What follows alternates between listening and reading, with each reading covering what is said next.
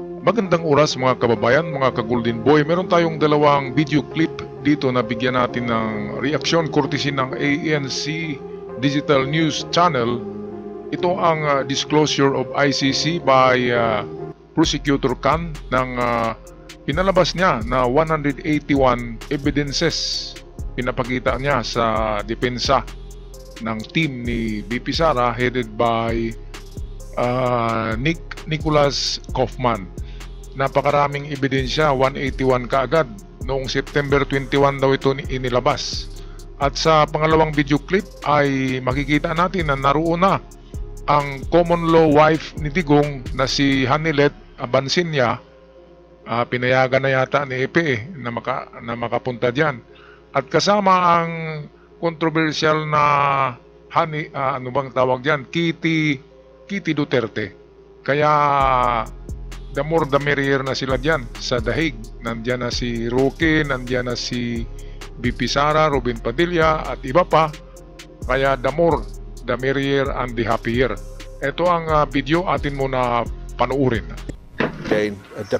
International Criminal Court prosecutor Karim Khan has shared the first set of evidence to the defense team of former President Rodrigo Duterte, who is accused of crimes against humanity over his bloody drug war.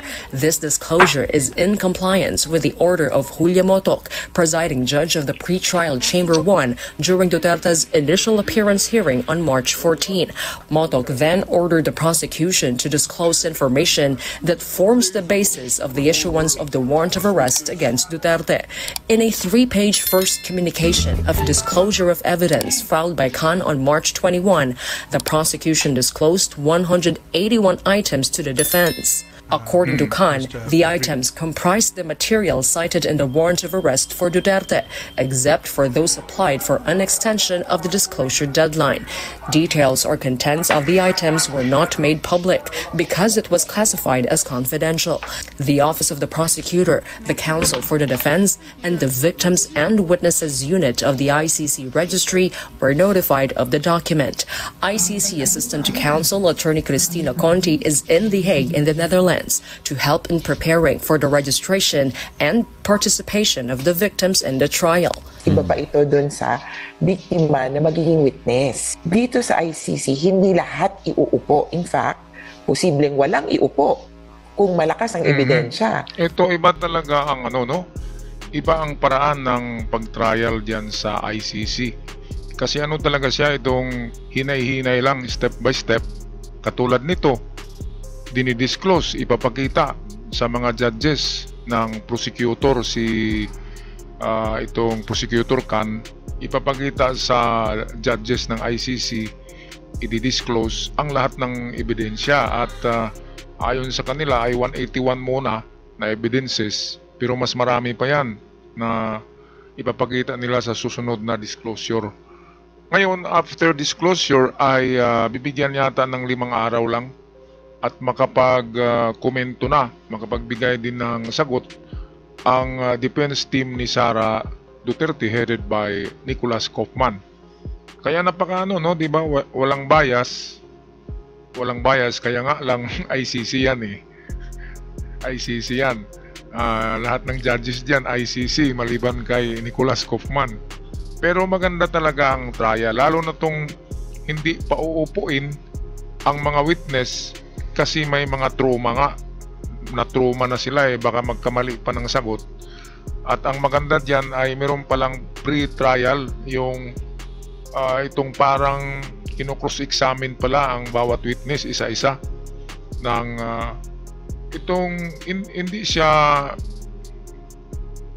Hindi siya yung nasa korte na pag cross-examine, yung parang private cross-examine by ICC judges para makuha yung totoo talaga na sasabihin ng mga witness. Kasi kung meron ng argumento kapag trial na ay medyo ma-block out ang utak, di ba? Ma-block out ang pag-iisip ng mga witness at magkamali sa pagsagot nito. Kaya napakagaling ng paraan ng ICC. Kakausapin muna katulad kay Matubato at Las Cañas, kinuhaan na sila ng pahayag nila. Meron ng pahayag sila Las Cañas at Matubato sa ICC. So meron ng tinatawag na parang pre-trial sa mga witness. At sabi ni Conte rito, assistant attorney ng ICC, na hindi pwedeng paupuin lahat ng witness dyan. Kasi matroma daw, at yan din ang paraan ng ICC.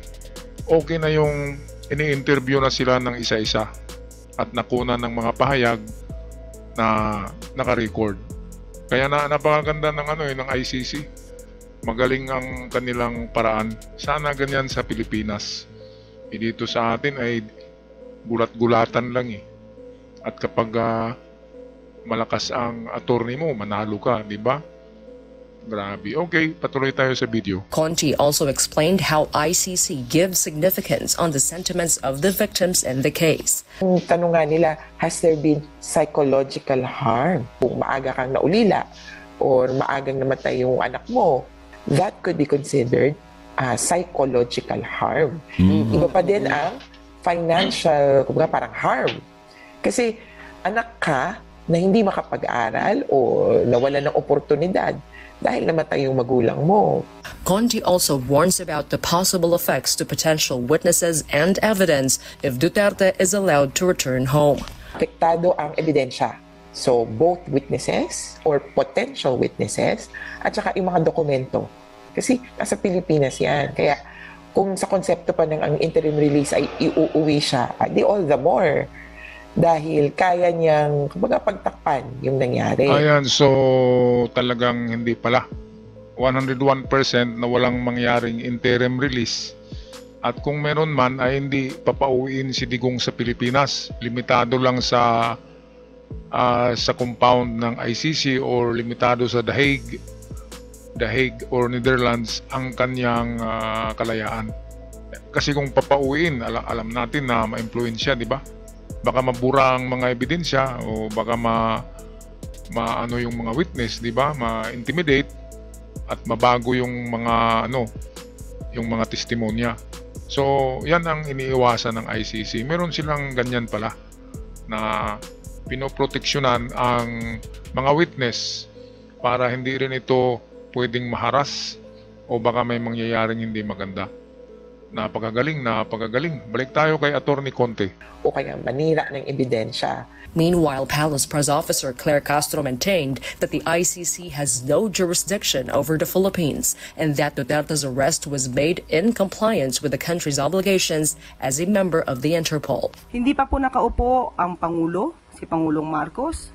Nakapag-decide na po ang prosecutor ng ICC na ituloy ang pag-iimbestiga dahil hindi tumupad ang dating pamahalaan sa kanilang pangako na sila ay magkakaroon na ng tamang pag-iimbestiga at ipoprosecute ang dapat na i-prosecute. Yun palang kaya nagpursige ang ICC dahil sa administrasyon ni Digong ay humingi pala ang ICC ng itong hustisya na nag-request na gawin ng pamahalaan ni Digong ang totoong pag-imbestiga at pag-prosecute sa mga nagkasala. Pero walang nangyari eh.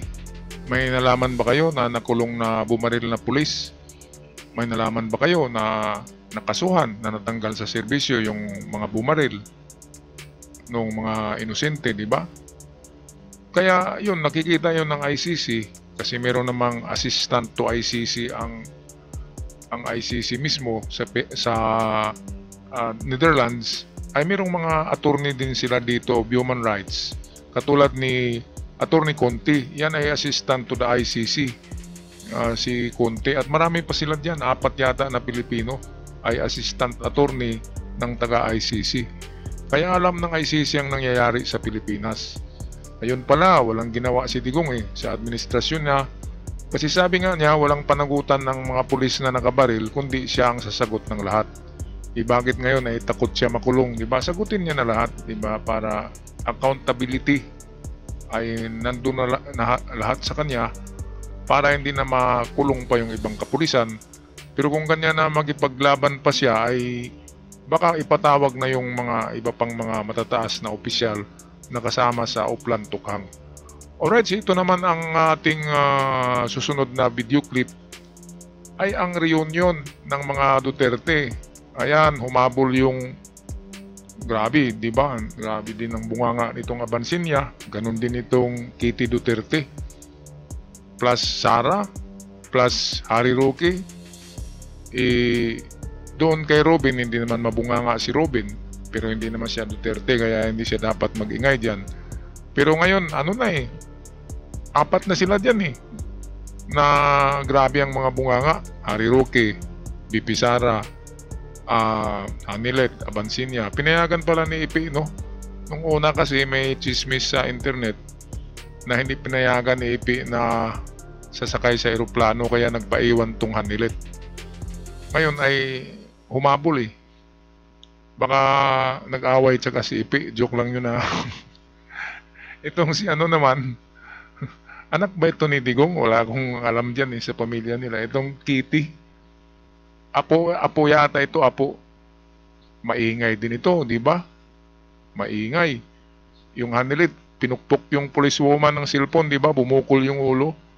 Ito namang Kitty, kahit bata pa, ay grabe na rin ang bunganga. So ito, hinabol nila ang birthday ni Digong, pang 80 anyos na birthday. Ngayong 28 yata, kaya expected natin na mayroong magaganap na rally diyan sa dahig sa ICC ngayong 28. Pero hinahinay lang sila diyan kasi nagmasid lang ang ICC at wag silang magkamali na magsabi ng masama against judges and prosecutor of ICC. Ito, tapusin na natin ang video. Narito sila Kitty at Hanilet. Ika Duterte, the daughter of former President Duterte, and his common-law partner Hanilet Abansinya have arrived in The Hague to visit him at the detention center. All the Filipino communities around Europe, around the world, maraming salamat sa suporta from me and my family. Maraming salamat po. We are grateful for you. Yan na yan ang jacket. Artista na naman, di ba? Yung mga ano kasi nila diyan, mga yung pagpunta ay parang public appearance eh. Parang fashion show na rin. Nagipag ano eh, di ba? Picture, selfie, tapos parang kung magsalita sila diyan, parang sila yung bida eh. Hindi naman, di ba? Ang bida diyan ay si Digong, Bali. At ito, mga supporting actor lang ito. Pero kung makaasta, balikan nga natin. Ito, parang siya yung bida, oh. Ngayon, sino ba itong Hanilet, diba? Common law wife. Sa salitang kalye, anong tawag dyan? Paki-comment sa ating comment section, mga kababayan. Ngayon, abangan natin to hanggang 28. Grabe na issue ito kasi sasama na to sa mga rally, mag-rally dyan, and then magsasalita-salita sila. So, the more the merrier na. Kasi hindi na nag-iisa si BP Sara. Meron na siyang stepmother, di ba? Ewan ko lang kung magkasundo to sila BP Sara at itong Hanilet. At meron siyang nephew, itong si Kitty, nephew ba yan? Or niece, ganyan. Pamangkin ba yan ni BP Sara? Hindi ko rin alam eh. Basta't Duterte yan. So, medyo hindi na sila dyan. Happy na sila dyan kasi halos buong pamilya. Kulang na lang yung dalawang siblings ni Sara, Basti at Paulo, pero nagtatago na daw eh. Basti na lang yung naiiwan. Paulo nawawala na eh. Pati yung asawa yata ni BP Sara nagtago na rin. Hindi tayo sure dyan. Mga chismis lang yan. Alright, so mga kababayan, ako magpaalam na hanggang sa muli. Abangan natin ang umati-kabong mga kabanata. Parang telenovela na to eh. Kaya atin abangan bukas kung ano ang gaganapan. Kung magpaalam na, maraming salamat. Huwag kalimutan mag-subscribe sa mga bago pa lamang sa aking channel at sa aking mga avid followers. Maraming salamat. God bless us all.